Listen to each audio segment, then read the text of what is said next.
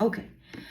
Okay, I am back. So let's continue where we left off. So going back to the new team that we have. So we have Aaron.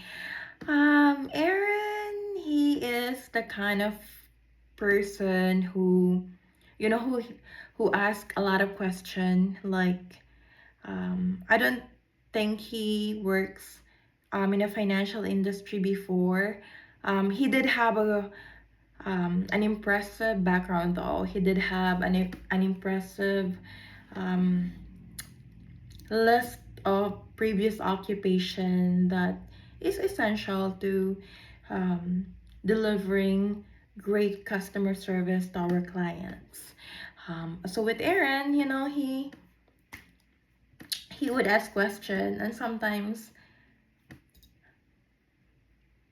to be honest, I was like, there are questions that can be found on our KB. When I say KB, that stands for knowledge base. We have knowledge base that if you have a question, all you have to do is like search for it, and it will give you all the answer of the standard operating procedure, the step one, step two, or the list of things that you need to follow if you have question. And that is my style. If I have a question, if I am unsure about a certain process or procedure, what I would do first is I would check the knowledge base. I would Google, not Google. I would check the knowledge base first before I ask question to someone higher than me or my colleague. I don't know. That is just my style. Um, it's not like I'm very independent when it comes to to coaching, but it's not like I'm very independent when it comes to you know to what's the right word that I'm looking for. I want to sound very um I have a different way of leadership and coaching, and sometimes there are things that I myself is aware that I need to work on and improve, such as, the different personalities of the different people that I'm working with. That sometimes I had to understand that we are not all at the same page, that there's different learning curve, that sometimes people would learn faster than the other. Sometimes people way of learning is asking question directly to a person. Sometimes people would check the resources first and then ask their colleague question, and that is something that was my blind spot and that I recognize, and but that is just my opinion. So with Aaron, he's the kind of person who likes to ask question, but he's overall a good person. He has this connection with clients because he's from there. He is from Roseville. He lives very close, so he knew the people who live in the community within the area. Even though I work in Roseville branch for a year, more than a year already, 2 years, still it's different because they live there. They knew the people there outside work, so they have a prior knowledge of those people. Well, me, I only knew them at work. So that was their advantage. Their advantage is they are aware of the do's and the do's and don'ts. My god, I'm having my tongue twisted again. The do's and don'ts, the what is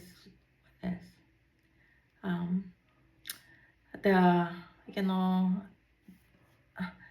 the off the those Minnesota words, the after, I don't know, the up north. There's a lot of different um it's not dialect, like a word in Minnesota that that they say like up north, off the, you betcha, that kind of thing, which I am trying to learn, that I had try my best to learn.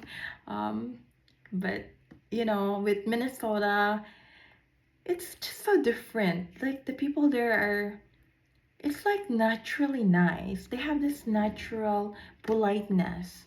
I don't know if it's like naturally or really nice, if there is really polite, because it's very polite. Like most of the people that you see there, they're polite. Um, it is seldom that you would see there people, you know, um, it's seldom that you see people there having this snappy attitude. You will see them every now and then, but overall, if I'm going to rate them with politeness and niceness, they got it. They got it. They got the kindness, the politeness, and the niceness. So I feel like, I don't know. I felt like I'd been part of the community. I felt like I belonged there. I felt like it was my home.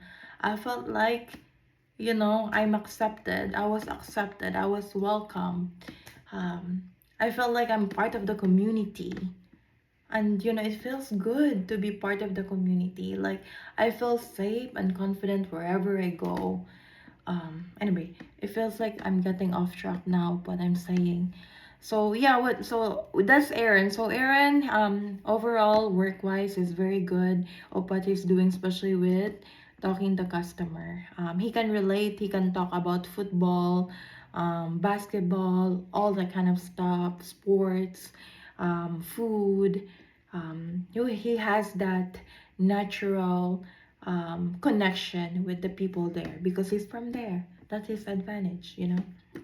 And that is he's a great addition to our team.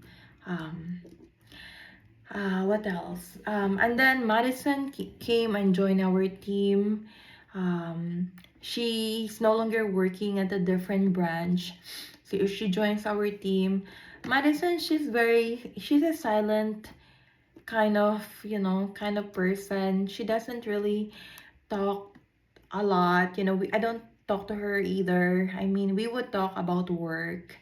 We would talk about, we don't even, she didn't even ask questions. She don't really ask question a lot. Because of course, she's been in the company for how many years already. She doesn't ask, ask about how's our weekend, especially with me. She doesn't really talk to me a lot. She is more confident of talking to our our workmates, which um was Aaron especially. So Aaron and Madison, they're like close. And then Adam, I don't know if Jonathan, who joined us later on, is also close to her. But and then Jaden as well. So Madison, she's good with tailoring. She's good with being a cashier and everything. Um, she doesn't do banking stuff. She doesn't um handle account openings. Maybe she can do that as well, but her strength is, doing tailoring and all that kind of stuff. I mean, I heard her talk to customer. She seems like she knows what she's doing. Um, with Adam, he has this personality that um he also has connection. He can connect and he can relate to customer. He's a good customer service advocate. He also have gotten the service heart coach position. um what else? With Adam, he doesn't do a lot of account openings either. He stand there and then do tellering and all that kind of stuff. And then what else? So Adam. Oh, Jaden. I talked about Jaden already. So um, Adam, Adam. I mean, I think he likes me as a person. He likes to work with me, but we don't really talk too much about. We don't really talk too much about our personal life. I don't talk to him about my weekend plans. I don't talk to him about, you know, what I wanted to do as the next step in my career life. I don't talk about boyfriends and stuff like that, or family and all that kind of stuff. I don't know. I mean, I just focus on work there and hitting our numbers and building rapport, talking to our clients. And I have gotten very goal oriented, especially when Joy left. I thought to myself that, okay, Joy already prepared me for leadership. I wanted to be the branch manager. That's my next career goal. I've only been a financial relationship banker, FRB, for how many months? Probably a year already, but I haven't gotten that contentment. I mean, I'm very content of what I'm doing, but I know in my mind that I wanted to go to the next step. I wanted to be the branch manager. I already I already put that in my mind. I already told myself that that is what I wanted to do. That's what I wanted to do. I want to do it properly. I will apply when I'm ready. So I've been trying my best to coach them, like provide them feedback whenever they're standing there at the front. I have this, I have this paper, like I'm writing what I'm observing, like, okay, you forgot to mention their names, you forgot to say this, you forgot to say, okay, is there anything else I can do for you? You forgot to say thank you, all that kind of stuff. Like I do the coaching and everything. But not all the time, because I've noticed that it doesn't look like they're very receptive when it comes to my goal of my, my goal of being the branch manager or the financial advisor. I don't know. I don't feel like my team supported me with what I'm wanting to do. I mean, we do have a healthy competition there. What I wanted to do there is for us to work together, because their win is my win. My win is their win. If we reach this number, if we reach the metrics, I will get commission and they will also get commission. I don't know if they're thinking that bigger picture there, but I was thinking that way. I keep, you know, I keep reaching the number and keep pounding and doing phone calls, outbound calls as well. If I don't have clients, you know, I would do I have a leads that I call and invite them to visit our branch to do account review. With account review is an opportunity for me to talk about what we have and what we can do to help them with their financial picture. But anyway, I'd rather, be at the front though and talk to customer you know, about their lives. And it feels like, I don't know, it's just, I feel like I was a counselor there. I felt like I was a nanny there of the kids at the bank, because I will always have this lollipop, this dum dum with me, and the kids would see it. I have clients who loves going to bank, maybe because of the candy, maybe because they just want to see us. And some people would just go there to talk.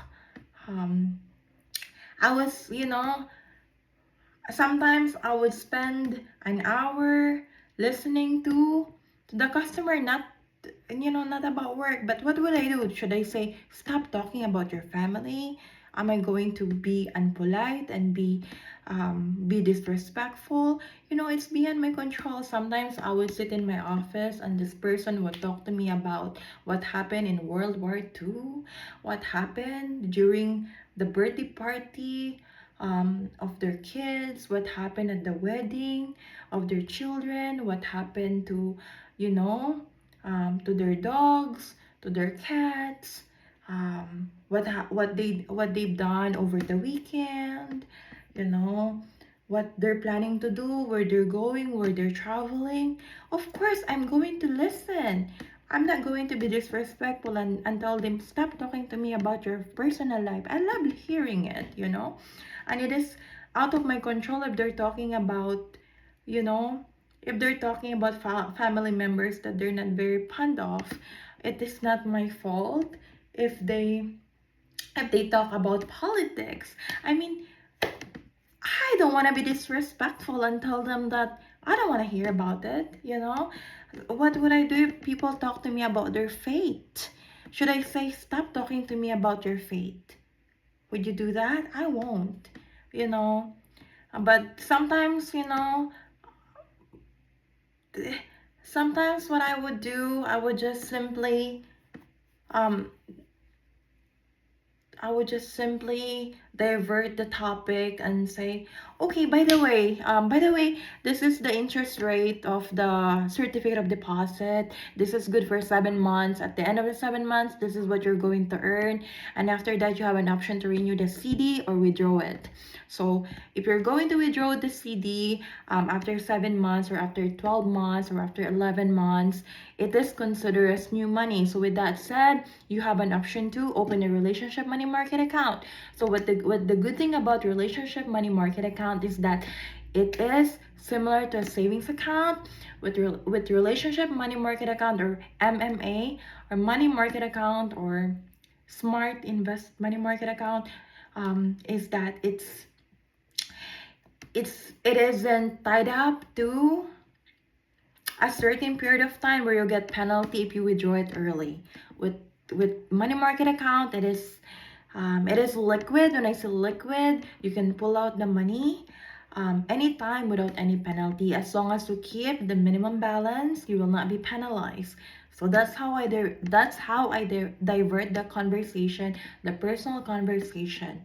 So, but anyway, how am I going to stop those personal conversation? It's beyond my control. So they will talk to me about, okay, oh, you know, my son is this, and this is what happened, and they will talk about Jesus, about their faith, you know, like, do you believe in forever?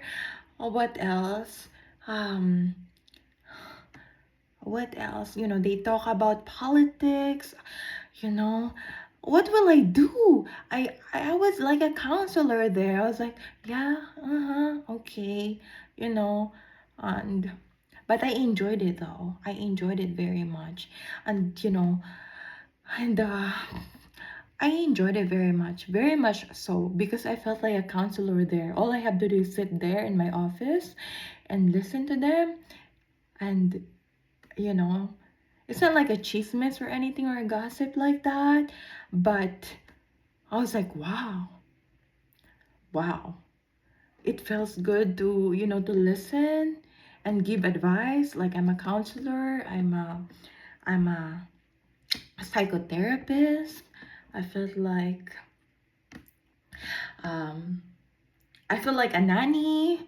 Like, if there are kids there, I'm chasing them around and give them candies, you know, because that's how that's the kind of leadership that I've seen with Joy. Maybe I'm a little bit over the top when it comes to talking to customer and listening, because I listen a lot. And I was like, okay, I enjoyed it. I really do. It's having that connection. Um, I don't I don't just open their accounts and, okay, your savings account is open. Thank you for your money. Welcome to Huntington. Goodbye.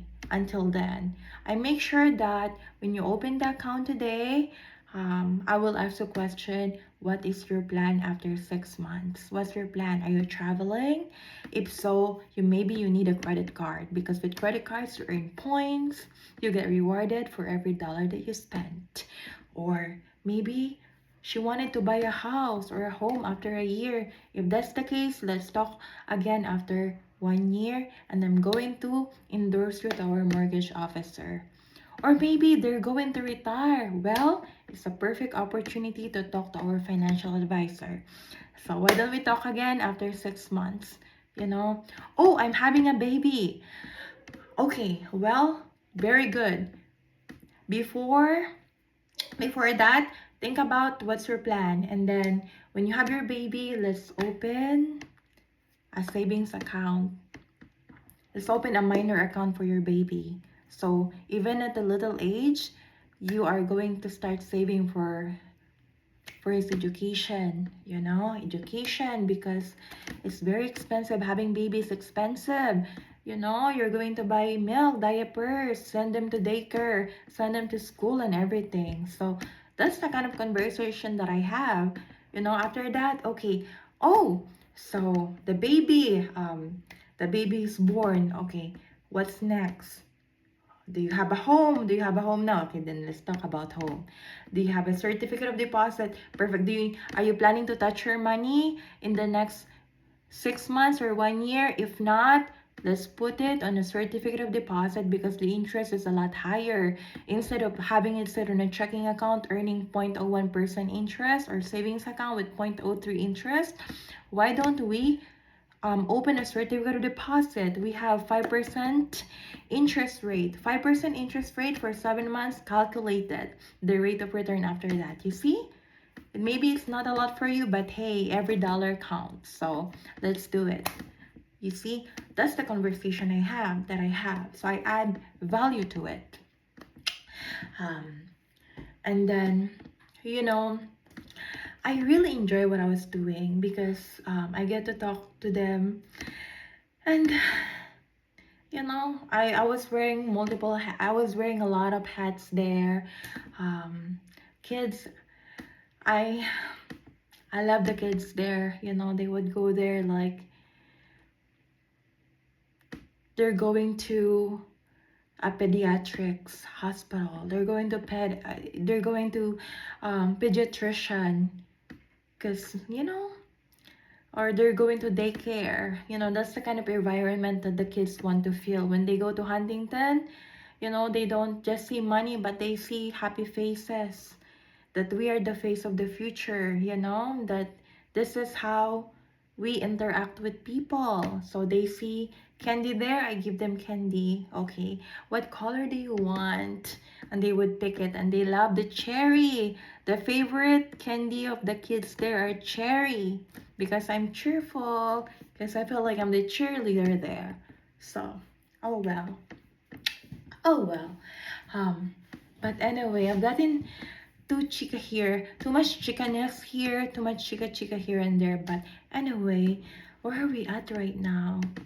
You see a lot of beautiful memories. That's why it's a little bit hard for me to move on with Huntington. Um, I really don't have a lot of negative things to say about Huntington, because overall I had a really great experience there, especially with the clients that I met. And maybe later I'm going to talk about, I'm going to highlight those customers that had an impact in my life. Anyway, let me record another video.